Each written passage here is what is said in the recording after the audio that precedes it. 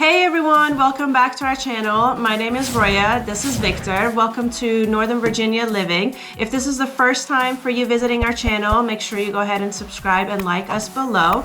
So today we're going to be talking about what you need to know about buying your next home in 2021. Without further ado, let's get started. So, what a crazy year, right? If you're watching the market, if you heard, you probably hear so many different stories like market is going to crash, no low inventory, low interest rate. We feel this and all our clients feel that as well. So we have a few strategies that helped us and helped our client to win this crazy market. First we'll start with financing. There is a misconception out there where people think that they necessarily have to put down 10 to 20% in order to, get the deal. But in all honesty, it all depends on your credit. It all depends on how much you're willing to put money down.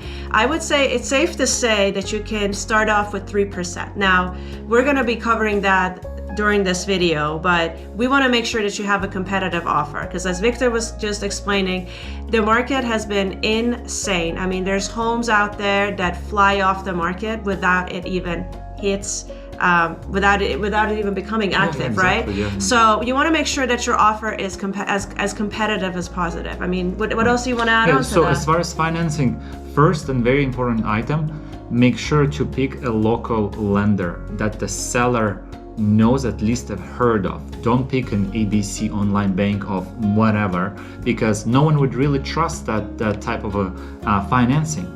So you would want a lender to also reach out to the seller and then introduce them, at least like, hey, I've checked this buyer's credit, everything is fine, they're set to go. So this gives an extra set of confidence in your contract. So start with financing, pick a really good partner, because this is a journey that you have to follow. So pick a really good partner that will help you throughout the whole process. So financing is very important. Like, get all your ducks in a row, get your information right away to the lender, because as Roy mentioned, homes go on the market and then will go off the market in a matter of not days, even hours, or sometimes even before. Right. So financing number one. We'll talk number two, current market condition. As Victor just mentioned, there is low inventory.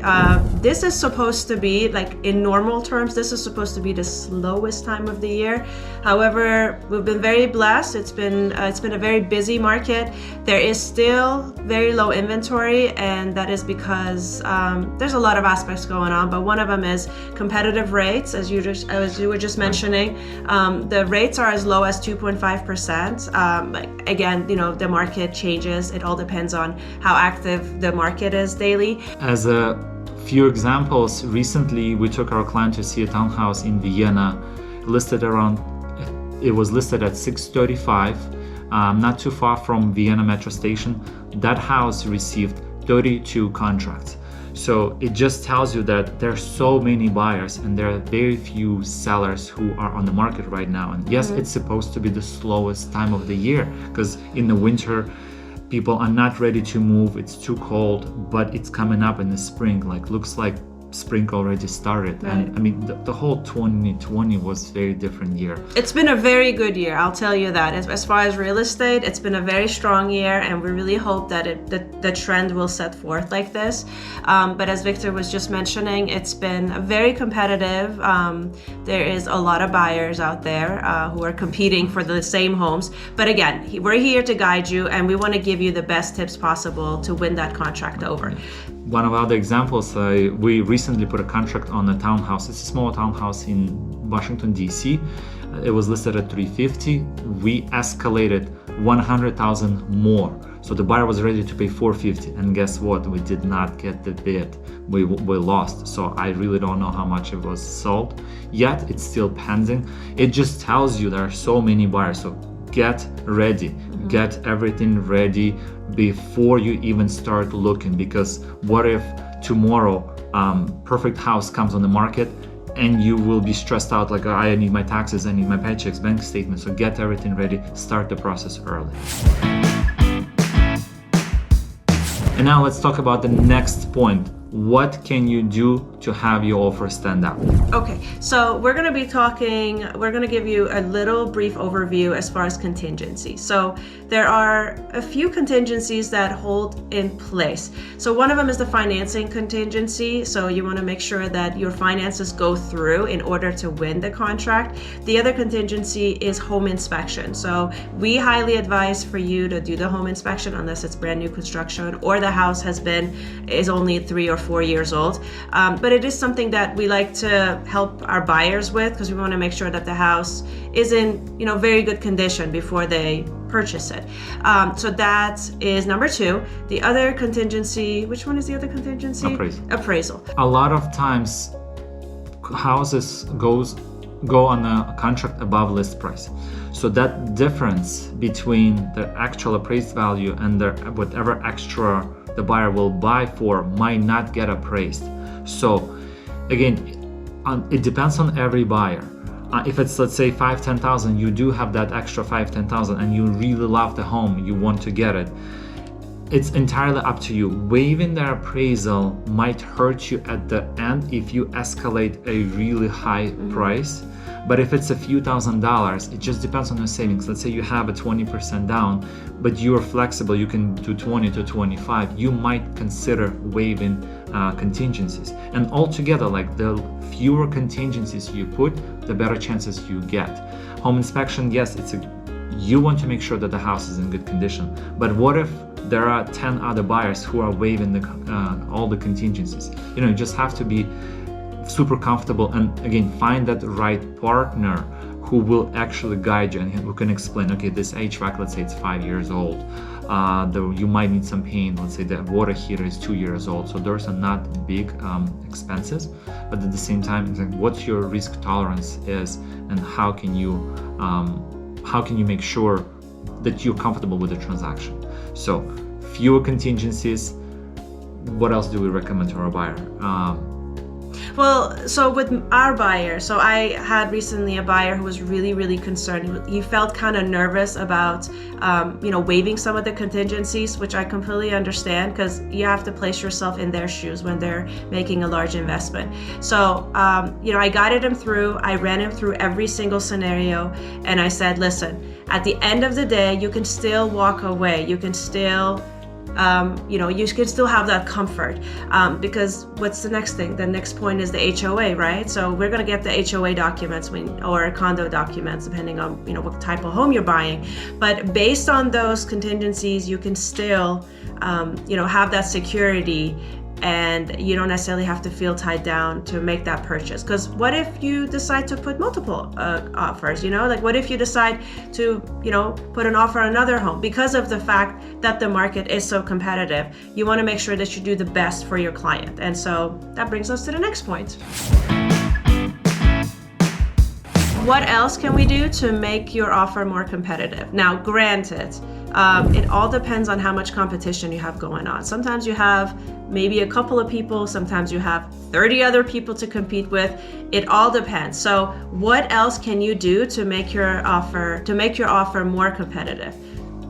So what we're looking for off-market properties. There are very few off-market listings right now, and a lot of times they start going as coming soon. So we pre-screen everything around the area, whatever matches our clients' criteria. So start early, start looking at coming soon. You might want to drive around the neighborhood and then just like, this is the house that I really want.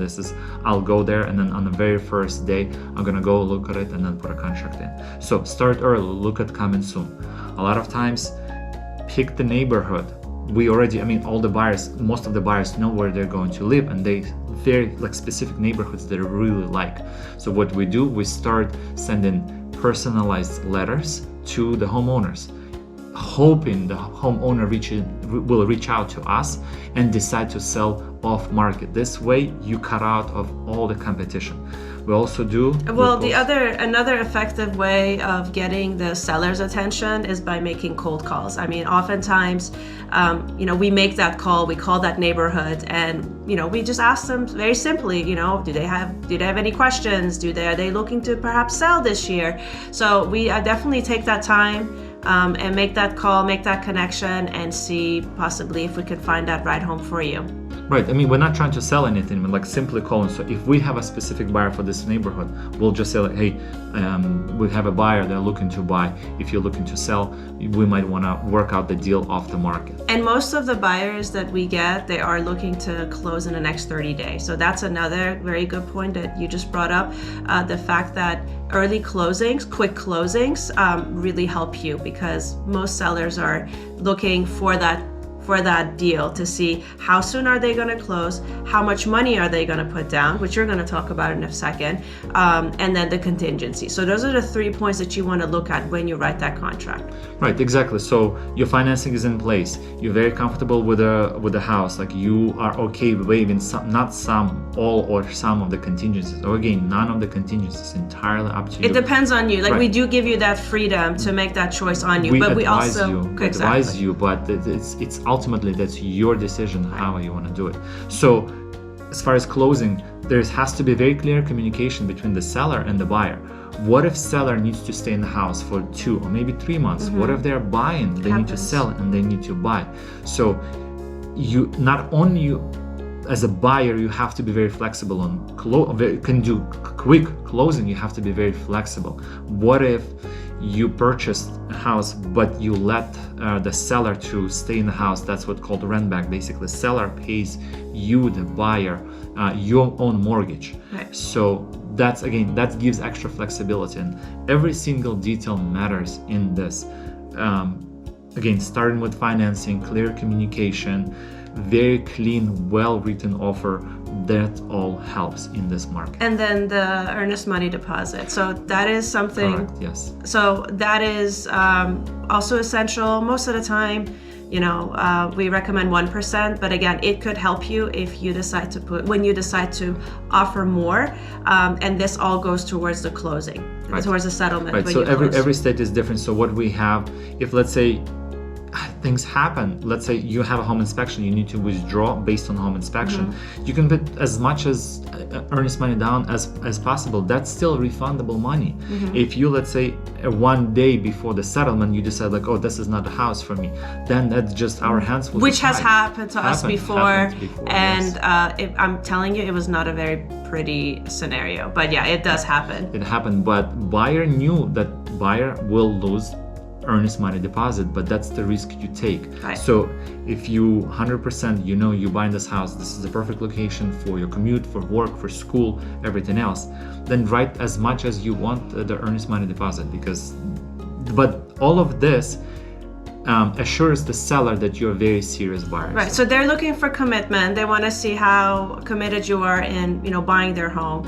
We also had several instances where, we were competing with another buyer. So we ended up actually writing a personalized letter to the seller, and we told them exactly who we are and, and who our client is. Actually, the letter was written by our client, and we presented that to the seller, and that can also help your scenario when they have to make that decision between buyer A and buyer B. And so these are our tips. If you have any questions, you know how to reach us. Our numbers are listed below. And so I hope these tips help you. And if you have any suggestions, or you're looking for a specific area, or you have any questions, we do those a lot, and then comment below. We'll always read the comments and we'll respond. And in the future videos, we will try to make a similar video just to help you in the process, because it's very hectic. It can be stressful, as we mentioned earlier. Find the best partners for you, because this is a journey that you will be talking several times a day until you actually find a place. And we stay in touch with all of our clients, so we become friends and continue our relationship. But again, this is very personal. Find the people that you're very comfortable with, that you trust in the business, and then this definitely will happen. So like this video below.